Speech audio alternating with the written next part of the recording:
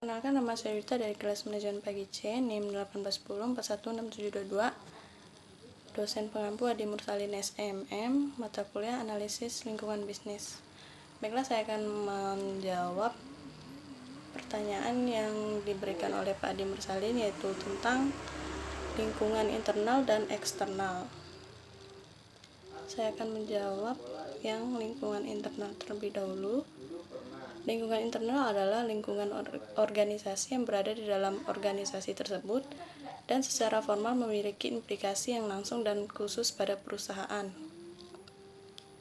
Perusahaan sendiri sesuai konsep masa kini merupakan kumpulan dari berbagai macam sumber daya, kapabilitas, dan kompetensi yang selanjutnya bisa digunakan untuk membentuk market position tertentu. Dengan demikian, analisis lingkungan internal akan meliputi analisis mengenai sumber daya manusia, kapabilitas, dan kompetensi inti yang dimiliki oleh perusahaan. Masing-masing komponen dan dari analisis lingkungan internal sebagai berikut. Fungsional, salah satu cara yang paling sederhana untuk memahami dan menganalisis lingkungan organisasi, khususnya lingkungan internal, adalah melalui analisis fungsional yang meliputi fungsi produksi, fungsi pemasaran, fungsi keuangan, fungsi sumber daya manusia, dan fungsi R&D, research atau research development.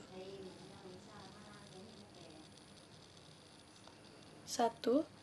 Fungsi pemasaran. Tujuan utama manajer pemasaran adalah mempengaruhi tingkat waktu dan karakter permintaan dengan suatu cara yang dapat membantu perusahaan mencapai tujuannya. Manajer pemasaran merupakan jalinan utama perusahaan dengan pelanggan dan persaingan, dan oleh karena itu, manajer pemasaran berkaitan langsung dengan posisi perusahaan di pasar dan bauran pemasaran.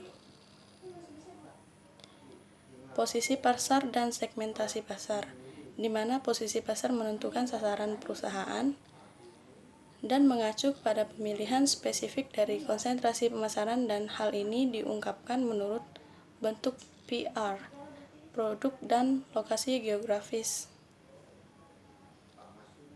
Bauran pemasaran mengacu kepada kombinasi variabel dari produk, distribusi, promosi, dan harga.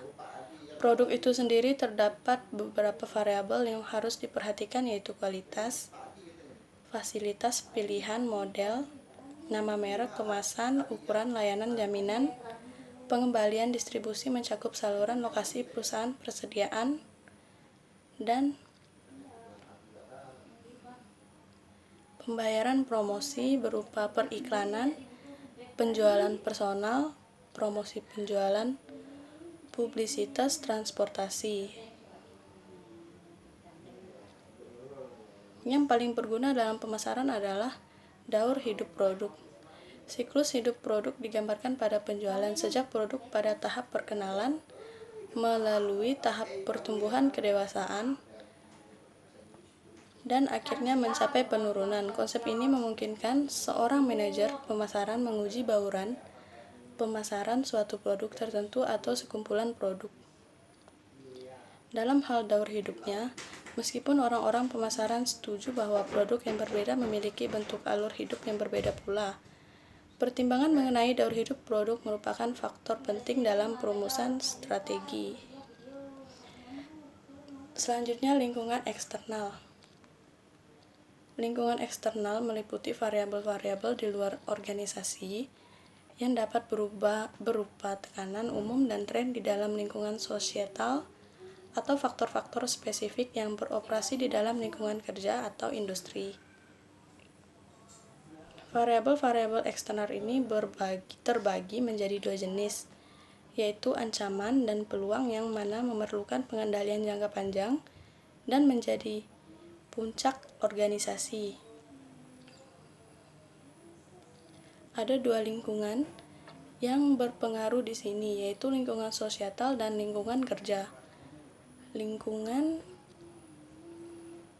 sosial meliputi tekanan-tekanan umum dan memengaruhi secara luas, misalnya tekanan di bidang ekonomi, teknologi, politik, hukum, dan sosial budaya. Tekanan ini terutama sering berpengaruh pada keputusan jangka panjang organisasi. Sementara itu, lingkungan kerja memasuki semua elemen yang relevan dan mempengaruhi organisasi secara langsung. Elemen-elemen tersebut dapat berupa pemerintah, kreditur, pemasok, karyawan, konsumen, pesaing, dan lainnya. Sekian dari saya, terima kasih.